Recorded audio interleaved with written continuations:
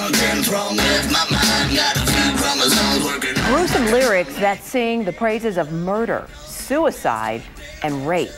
It is called horrorcore rap, and the controversy over the music is only making it more mainstream. Fox 8's Mark Zinni taking you behind the lyrics for a closer look at the message.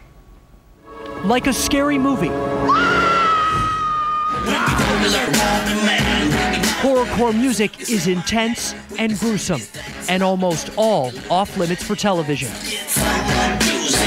Dating back to the early 90s, horrorcore takes gangster rap and death metal to new levels by glamorizing some of the worst acts of violence.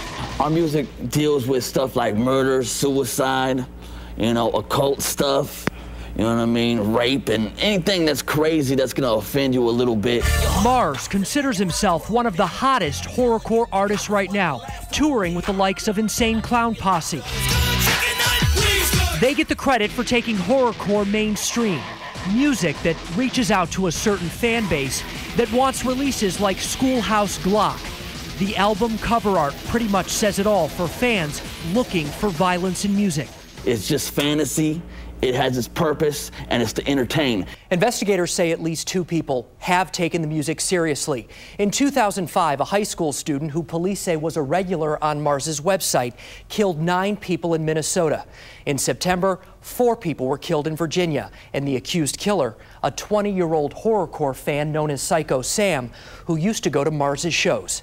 Who's to say what his motive for those murders really were? Was it because of my music? Was it because he was crazy? Was he on drugs? Did he have a sick fascination with death? There's a lot of cases that try to link violent music to the lives of the accused, but that can be quite problematic because it's often this escape or empowerment fantasy rather than a desire to commit that crime. Lily Hirsch is a professor of music at Cleveland State University. This is more extreme violence related to fantasy and horror films or horror fiction like Stephen King or movies like Child's Play. You've been very naughty, Miss Kettlebell. It's stuff that's gonna shock you, stuff that's gonna make your parents mad.